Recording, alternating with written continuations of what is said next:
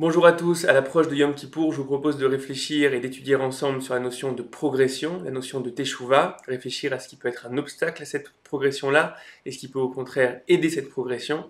On va essayer de faire ça en 3 points. Le premier point, ça va être le rapport à la culpabilité, le rapport aux fautes. Le deuxième point, ça va être essayer de retrouver un moteur de progression. Le troisième point, on le verra, c'est ce que le Rav Kook appelle la première étape de la Teshuvah. Souvent, on se rend compte lorsqu'on cherche à commencer un processus d'introspection qu'il y a en nous une fuite. On n'a pas envie d'arriver à ça. On n'a pas envie d'être face à nos fautes, on n'a pas envie d'être face à nos erreurs et à nos échecs. Et donc souvent, on va y aller en traînant les pieds parce que c'est Yom Kippour, parce que c'est les 10 jours de Teshuvah. Mais en réalité, on aimerait fuir ce face-à-face, on aimerait fuir cette rencontre avec nos bugs, avec nos manques. Il faut essayer de réfléchir à qu'est-ce qui crée cette fuite. Pourquoi on n'est pas capable d'être face à nos erreurs et quelle est la conception qui est au fondement de cette fuite-là. Souvent la phrase qu'on va entendre dans nos esprits lorsque on est face à un échec, lorsqu'on est face à une chute, lorsqu'on est face à quelque chose qui s'est mal passé, c'est comment c'est possible? Comment j'ai pu encore tomber là-dedans? Et d'une certaine manière, on n'accepte pas le fait qu'il y ait en nous quelque chose qui est de l'ordre de l'imperfection. Comme si on devait être parfait, on devait être sans aucune faute et sans aucun échec. Et comment c'est possible que je sois encore tombé dans tel problème ou tel problème? En réalité, à mon avis, il y a ici une conception qui est une conception fausse de la personne, et ça va avoir une conséquence qui est assez grave parce qu'on va même pas être capable d'être dans une dynamique de progression parce qu'on fuit ce face-à-face avec nos erreurs. Pour essayer de résoudre cette problématique-là, j'aimerais me servir d'un modèle qu'on retrouve dans les écrits du Harizal et qu'on retrouve après dans les écrits de la Chassidut et du Rav Kook, qu'on va appeler le modèle de Tohu et de Tikkun, c'est-à-dire le modèle du chaos qui va devenir un modèle réparé. Ce que ce modèle présente, c'est le fait que le premier état de l'être, c'est un état qu'on pourrait appeler un état chaotique, un état de tohu. Alors là-bas, le Harizal parle du monde de manière générale, mais après on va voir que ça va avoir aussi une interprétation au niveau de l'homme, de l'intériorité de l'homme. Qu'est-ce que c'est que cette réalité de tohu? Cette réalité de tohu, c'est une réalité où il y a une multitude de forces, mais où chaque force veut se développer et veut prendre toute la scène, veut prendre toute la place. Un petit peu, imaginez-vous comme un orchestre où chaque instrument essaierait de jouer solo. Et donc, on est face à un monde où, si on réfléchit à l'homme, on est dans l'homme, dans une réalité où il y a énormément de forces qui sont en jeu, mais où chacune veut prendre toute la place, veut s'exprimer de manière totale. Et donc, ça crée une réalité qui est une réalité de tohu, une réalité chaotique. Si on réfléchit à l'homme, on va voir chez l'homme une volonté, par exemple, une force qui va être la force de jouissance, de volonté de profiter du monde maintenant, de croquer la vie maintenant. Et cette force-là, si elle s'exprime de manière totale, alors elle va amener à quelque chose qui va étouffer d'autres forces qui, elles, ne pourront pas s'exprimer. Par exemple, si je veux être que dans le présent, si je veux uniquement être dans le carpe diem, dans le présent, alors ça va être sur le compte d'une avancée qui est une avancée plus long terme, d'une construction qui est une construction plus long terme. Par exemple, quelqu'un qui va se droguer, alors il y a un énorme profit au niveau du présent, au niveau de la jouissance présente, mais il est en train de détruire toute sa réalité future et toute sa construction future. Donc ça c'est un exemple de force qui est en nous, qui existe en nous, elle a sa place, mais dans un premier temps elle va s'exprimer de manière chaotique, c'est-à-dire elle va essayer de prendre toute la place. Et donc dans ce modèle-là, la première réalité de l'homme, c'est une réalité où on a chaque instrument, chaque force qui veut jouer solo, qui veut s'exprimer de la manière la plus totale et prendre toute la place. Et donc ça crée quelque chose qui est qui est un sac de nœuds et qui est extrêmement mélangé. Et donc d'après cette vision-là, tout le travail du monde et le travail de l'homme aussi, ça va être de passer à une réalité de tikkun. Une réalité de tikkun, c'est une réalité où on va faire en sorte que chaque force s'exprime de manière juste, de manière affinée, trouve sa place dans les dynamiques internes, et donc ne s'exprime pas au-delà de ce qui devrait être son lieu, de ce qui devrait être sa place qui est, elle, juste. Donc il y a là-dedans, dans cette conception-là, quelque chose d'assez important. Premièrement, le fait que, c'est de voir l'homme comme une réalité plurielle, où il y a plein de forces. Ces forces-là sont bonnes à l'origine, mais la problématique, c'est qu'elles vont s'exprimer de manière chaotique, de manière où chacune veut jouer le solo, chacune veut prendre trop de place. Maintenant, ce qui est intéressant dans cette conception-là, c'est que c'est ça l'homme. C'est-à-dire l'homme, c'est une réalité qui est complexe, qui est composée de beaucoup, beaucoup de forces, qui le tire vers le haut, qui le tire vers le bas, et que donc on est dans une espèce de sac de nœuds, et tout l'enjeu de la réalité humaine, c'est petit à petit de dénouer ces nœuds, de trouver la place de chaque force, d'arriver à retrouver les mesures, de retrouver les équilibres, de retrouver les harmonies. Et donc on est forcément dans une dynamique qui est une dynamique de progression, mais qui est une dynamique de progression qui commence pas par une perfection, mais qui commence par une réalité qui est une réalité complexe, extrêmement énergétique, et où toute l'histoire humaine et toute l'avancée de l'homme et de chacun d'entre nous, ça va être arriver à gérer cette réalité complexe et la faire avancer.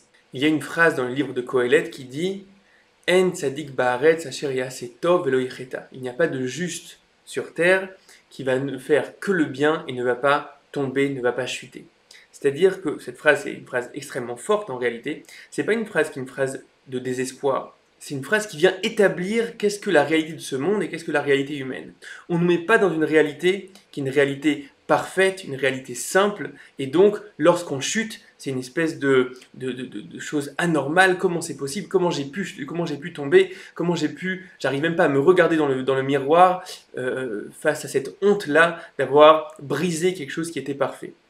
Non, ce que cette phrase-là vient dire, c'est tu existes dans une réalité qui est en premier lieu complexe, difficile, et toute la réalité humaine, ça va être d'arriver à trouver l'harmonie entre ces différentes forces et arriver à élever son être, c'est-à-dire arriver à donner sa place à toutes ces forces-là qui résident en moi. Et donc si on revient à la problématique qu'on a posée, qui est que la personne, lorsqu'elle est face à ce moment-là, qui est le moment d'introspection, le moment de teshuva, on fuit ça, on n'est pas capable d'être face à ça. C'est insupportable pour nous d'être face à nos erreurs. Là, d'un coup, on vient et on nous dit la réalité de l'homme est en premier lieu complexe, difficile, et on te demande un travail qui va être un travail long, de progression, mais le fait qu'il y ait des bugs, le fait qu'il y ait des chutes, c'est pas quelque chose qui est anormal, c'est quelque chose qui fait partie du processus de progression. Et donc d'après ça, une réalité peut-être plus mûre de notre rapport à nos échecs et à nos fautes, c'est comme quelque chose qui viendrait être un signal. Lorsque je vois que j'ai chuté quelque part, ça veut peut-être dire qu'il y a une force qui s'exprime de manière un peu chaotique et que je dois essayer d'apprendre à comprendre et d'arriver à replacer dans son lieu, lui donner des limites, lui donner des directions pour ne pas retomber là-dedans. La faute pas comme quelque chose qui est insupportable et je suis même plus capable de me regarder dans le miroir, mais la faute comme peut-être signal d'une disharmonie, de quelque chose qui n'est pas à sa place pour pouvoir maintenant arriver à progresser et réparer ça. Donc voilà le premier point, essayer d'avoir un rapport qui est un rapport différent à la problématique de culpabilité, que ce ne soit pas quelque chose qui soit immobilisant, mais au contraire quelque chose qui nous permette de raffiner notre personne, d'identifier ce qui ne va pas pour arriver à avancer et à progresser. Maintenant qu'on a dit ça, alors rentrons dans la problématique de progression. Comment on fait pour progresser et surtout comment on fait pour trouver un moteur de progression. Pour ça, on va poser une première question. Le rapport habituel à la teshuva, c'est s'il y a eu faute, s'il y a eu échec, alors je dois revenir, je dois faire teshuva. C'est-à-dire la teshuva est toujours après une chute, après un échec. Et donc le travail sera d'essayer de parfaire sa volonté, essayer de faire en sorte de laisser derrière cette réalité-là et prendre la décision de ne plus revenir sur cet échec-là. C'est évidemment juste, mais à mon avis, il y a plus que ça. Pourquoi? On voit que dans le Midrash, dans Bereshit Rabbah, on dit une phrase qui est extrêmement étonnante, qui dit « Tshuva kadma la'olam ». La teshuva a précédé le monde. Si la teshuva est toujours après une faute, après une chute, alors comment on peut nous dire ici que la teshuva précède le monde, comme si c'était quelque chose de fondamental de l'être, qui précède même la possibilité de chuter ou pas? Le Rav Kook, dans son livre Orot HaTeshuva, va développer une thèse qui est une thèse, à mon avis, qui explique et qui éclaire cette problématique-là. Le Rav Kook va présenter l'image suivante. Il va dire de la même manière qu'on voit à la surface du Soleil des explosions, quelque chose d'extrêmement énergétique, des explosions qui vont à droite, à gauche, etc. De la même manière, la Teshuva est un moteur permanent dans le monde. Quelque chose d'extrêmement énergétique qui est à l'intérieur du monde et qui passe son temps à demander au monde plus, à demander au monde de s'élever, à demander au monde de ne pas se suffire de ce qu'il est. Et donc, d'après le Rav Kook, ce qu'on va voir à la fois dans la réalité physique, dans la réalité biologique, on va voir un phénomène qui est un phénomène d'élévation de l'être. Aujourd'hui, on arrive à comprendre ça peut-être avec la théorie de l'évolution, où on part d'êtres qui sont des êtres extrêmement simples, et au fur et à mesure, la vie se complexifie jusqu'à arriver à une réalité humaine, consciente d'elle-même, etc. Donc on voit un phénomène qui est un phénomène d'élévation de l'être. De la même manière, le Rav Kook va voir ça dans l'histoire, l'histoire comme étant une histoire du progrès. Ça ne veut pas dire qu'il n'y a pas des fois des chutes, des erreurs, etc. L'histoire peut des fois revenir en arrière, mais de manière générale, on va voir quand même l'histoire comme étant habitée d'un moteur de progrès. Et de la même manière, dans l'homme, on peut aussi identifier ce moteur-là, cette incapacité à rester ce qu'on est, la volonté d'être de manière permanente en progression, l'incapacité d'accepter ses limites, vouloir toujours plus. On voit ça des fois dans la problématique de l'ennui. Il n'y a aucun animal qui, lorsqu'il a de quoi manger ou dormir, etc., continue à vouloir toujours plus, etc. C'est quelque chose qui est fondamentalement humain. C'est fondamentalement humain que même lorsque les besoins de base sont assouvis, il va y avoir quand même un moteur de progression, un moteur de plus. Donc, le travail ici qui va nous être demandé, c'est un travail de reconnexion avec ce moteur-là. Reconnexion avec cette incapacité de l'immobilisme, avec cette incapacité d'accepter là où on en est, la volonté d'être mieux, la volonté d'être plus. Et je pense que c'est quelque chose que chacun peut faire. C'est-à-dire que le premier travail de la Teshuvah d'après ça, c'est pas directement aller vers telle faute, telle erreur, etc. Mais d'abord essayer de trouver en soi une volonté de progression. Arriver à ressentir que on n'est pas satisfait complètement de ce qu'on est et on voit que c'est possible, on voit qu'il y a un horizon possible d'être mieux, d'être plus raffiné, d'être quelque chose qui nous convient plus à nos attentes. Donc d'après ça, le travail, ça va être de retrouver un moteur intérieur, de retrouver cette réalité extrêmement énergétique qui existe comme intériorité du monde, d'après le Rav Kook, qui existe comme intériorité de l'histoire et qui existe aussi comme intériorité de l'homme. Arriver à trouver cette insatisfaction première. Et donc dans cette dynamique-là, la teshuva, la progression, ne vient pas comme quelque chose d'extérieur. De l'extérieur, on me dit tu dois être meilleur, tu dois te parfaire, mais au contraire comme quelque chose qui vient de l'intérieur, où je sens en moi une soif de changement, une soif d'être mieux. Et enfin, le dernier point, le Rav Kook va, dans son 15e chapitre de Orot HaTeshuva, va définir quelle va être la première étape du retour, la première étape de la progression. Et il dit une phrase qui est assez étrange, il dit « Atshuva arashit, chez Meira et Amarchakim miyad, hi shiashuv à Adam el atzmo ». C'est-à-dire la première progression, le premier retour qui va éclairer l'obscurité de manière immédiate, c'est que l'homme revienne à lui-même. Donc d'après ça, le premier travail qu'on a à faire, c'est un retour qui est un retour à soi, à ses intuitions profondes. Qu'est-ce que ça signifie? Souvent, une des visions qu'on a de l'homme, c'est que l'homme serait une espèce de vase creux qui va recevoir des vérités de l'extérieur, des livres, de ses maîtres, etc. Alors que ici, la vision que le Rav Kook nous propose, c'est qu'au contraire, l'homme n'est pas un vase creux, mais au contraire est une source de laquelle peut émaner des vérités.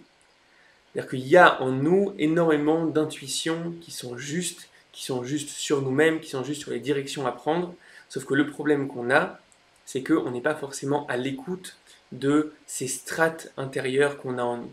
Pourquoi? On peut dire que la première raison, ça va être la problématique de la société, du regard de l'autre, de la volonté d'être en accord avec ce que mon entourage attend de moi, ce qui est défini par la société comme réussite, ce qui est défini par la société comme étant in, comme étant dans le mouvement, etc.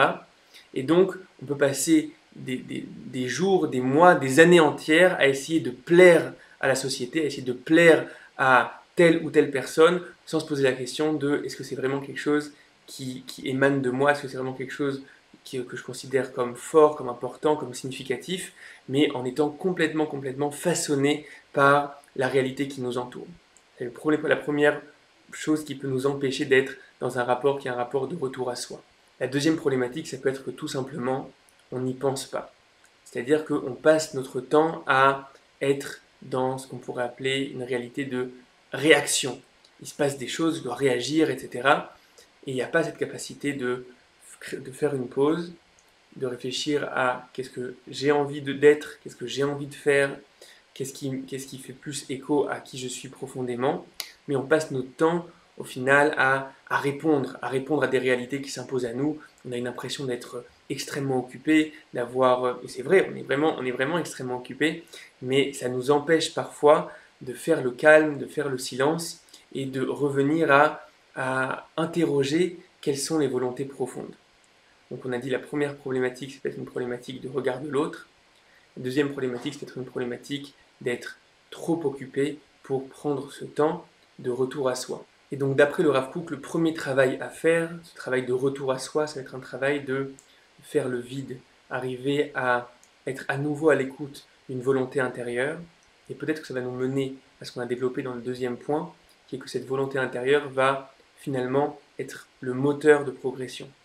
Sentir en nous la volonté d'être mieux, sentir en nous la volonté d'être plus, sentir en nous cette soif de changement, cette soif de ne pas rester tel qu'on est. Et c'est comme ça que le processus peut se faire, et se faire de l'intérieur et pas de l'extérieur.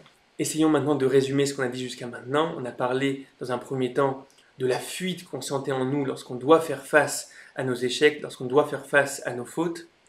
Et donc toute la problématique de culpabilité qui vient souvent d'une conception qui est une conception fausse, une conception de comment c'est possible que alors que je suis censé être parfait, comment c'est possible que je chute, et ce à quoi on a proposé un autre modèle, le modèle d'une réalité de tohu, de chaos, qui doit devenir une réalité de tikkun. Et donc il y a énormément de forces en nous qui s'affrontent et on doit réussir à petit leur donner à chacune sa place, à les raffiner, etc.